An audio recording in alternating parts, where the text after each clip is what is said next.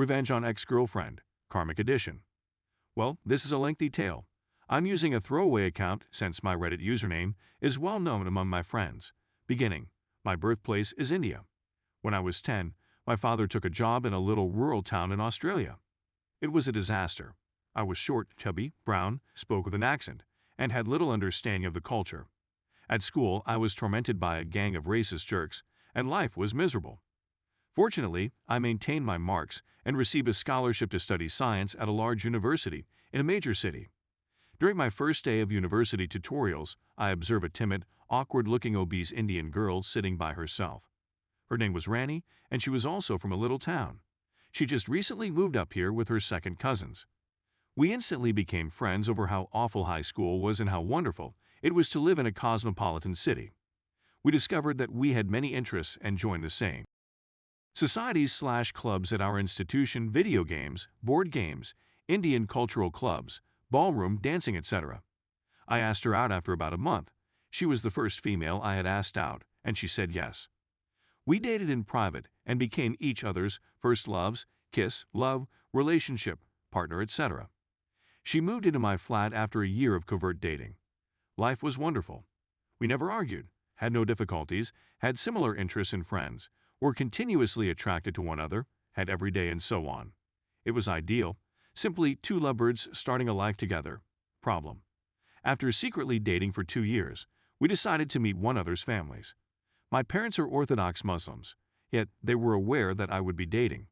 They were just relieved that I had picked an Indian girl with whom they could identify. Her parents were originally gruff and aggressive.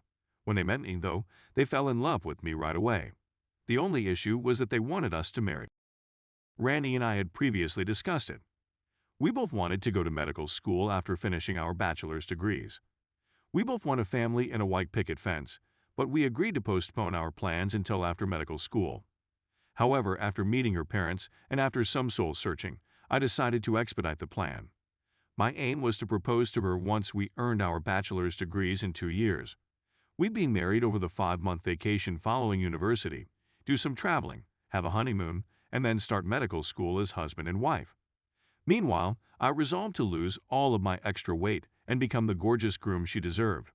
Both she and I were overweight, and we never had any problems with our weight or attractiveness to each other, and I didn't mind that she stayed that way for the rest of our lives. I just wanted to better myself and become the gorgeous guy she deserves to be with. Rani was initially supportive of my weight reduction efforts.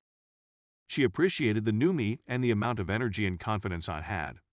I had reduced 30 kgs and reached my optimum body weight after a year. I began lifting weights and gaining muscular bulk. Rani began to feel increasingly uneasy about herself. I would tell her that I had no problems with her weight, but we began to argue more often. She was irritated by the fact that I always cooked my meals and didn't dine out with her as much, that I spent all this time at the gym, that I was too gorgeous for her, and so on. I would constantly convince her that this was not the case, but things continued to deteriorate. With 1 year to go, I informed Rani's father of my plans. I requested for his permission to marry Rani on the condition that we marry after graduation, so that we wouldn't have to worry about a wedding while applying to medical school. He answered yes, and he was overjoyed. Rani began behaving strangely chilly and strange with 8 months to go. I had a feeling something was wrong. At first, I assumed it was the stress of med school admission tests, schoolwork, and so on. I opened her laptop 2 weeks into the cold to check up this leasing agreement stuff about our apartment. I saw a weird message from this person on Messenger. Rani had a buddy who resembled and behaved like the stupid fat brother from Earl Is My Name. He was completely socially incompetent, obnoxious, and completely uncultured/ignorant. He was quite obese and had terrible bowel movements all of the time. He was in the same board game/video game/anime group as us. Rani had been complaining to Earlbro about our relationship for the previous year or so, according to her Skype communications. Earlbro had declared his feelings for her a few times, but Rani had always turned him down. Rani and Earlbro must have cheated 2 weeks ago. Earlbro wanted Rani to end our relationship, but Rani said it was all a mistake and that she should stop talking about it. So when I saw red, I instantly packed my. I printed out the messages. I informed my landlord that I will not renew my lease. I text Rani to let her know that I was aware of the situation and that we had reached an agreement. I hurriedly relocate most of my belongings. I don't have much. Most of our belongings were Rani's, to a friend's home and asked my pals to protect me from Rani. Rani, on the other hand, was enraged. She supposedly fled home when she saw my belongings were missing. She went to a mutual friend's home and began crying her eyes out. She attempted to contact me, but my buddies removed all of her texts, etc. Robro was apparently a drunken mistake. She never meant to harm me. She cheated because she felt I was becoming fit so that I could find a better partner and upgrade from her. WTF? Could I please see her for another chance/closure? Blah blah. I made the decision that I would never speak to her again, something which I have successfully achieved. Revenge 1. A day after abandoning Rani, Rani's father began blowing up my phone. He was adamant that I explain why I destroyed her heart. Her 2 elder brothers also phoned and threatened her. I did not return their voicemails. Instead, I wrote a mass email to Rani and my parents. In the email, I wrote a heartfelt message about how I had envisioned Rani and I getting married but she had cheated. I copied screenshots of her message, and how I apologized for causing a commotion and diminishing our family status. Indians place a high value on family status, but that I needed my space to focus on getting into med school. Within an hour of writing the email, Rani's father called. He apologized profusely. He apologized and said that his daughter had made a mistake. He claimed he'd drive up to my house and urge me to take Rani back, and he'd pay me money. WTF. I accepted his apologies, but told him I didn't want to speak with her or her family again and wished them the best. Rani's family went out to our city a week later. They drove Rani back to their little village and removed her from her classes. She did not graduate on time and was thus unable to apply to medical school. She returned a year later to finish her course but failed. She ended up living at home for a year while jobless before taking a retail job. She gained a lot of weight and now resembles a bleeding globe. Her dishonesty became known in the Indian society, and her family was outraged. Rani is now very sad, and her family blames her for undermining their standing in the Indian society. Revenge number 2. I went to medical school in another state. A number of Indian parents contacted me about tutoring their children.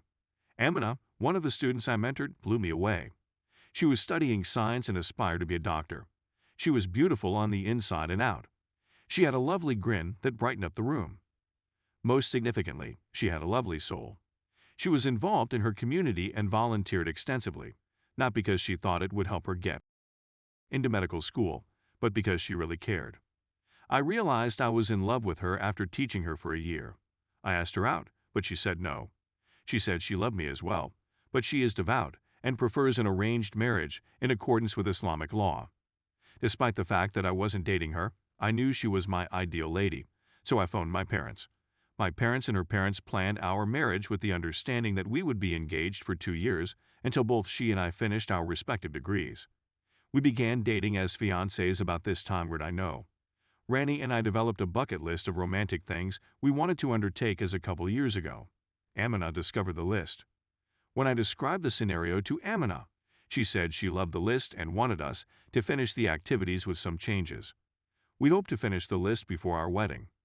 Amina photographed and scrapbooked all of our experiences as we finished them: climbing a mountain, salsa dancing, the Great Barrier Reef, Rome/Paris, and so on. Amina posted our scrapbook on Facebook a few months before our wedding date. Rani gained access to the scrapbook in some way. She wrote a harsh note to Amina, accusing her of stealing her concept. Amina responded with a visceral letter about how dreadful Rani is, how terrible it must be to lose someone like me, and how the scrapbook was our concept before we were married. Hearing I was getting married had to have driven Rani over the over, and she vowed to kill herself. She had to spend 3 weeks in a mental health facility. In our Indian community, it was a huge scandal. This happened 3 years ago. Revenge 3. I've been married to Amina for 2 years, and everything has gone swimmingly. She is currently in medical school, and I am a junior physician. We're now trying for a child. My father phoned me last Sunday. My father's acquaintance from another city was attempting to arrange a marriage for his son. Rani's parents had approached him with an offer. My father's buddy contacted to inquire about Rani before introducing her to his son. My father sent my first email to this man, who then phoned and informed him about Rani's adultery, pulling out of university, despair, and so on. Needless to say, He bolted for the hills and called off the scheduled marriage. He was grateful for my father's suggestion and promised to inform other Indians in his state about her past. End note. That's all there is to it. In the end, I didn't even have to speak to Rani over the years to exact my vengeance. Karma served it all out on a silver platter. I have a lovely wife and a career I adore, while Rani has only despair and self-destruction. This was all because I wanted to lose weight before proposing to her. It's definitely not pro-revenge, but I still like it. And maybe some of you guys who have had bad luck with love may find some peace/joy by reading this. Just passing on the good karma.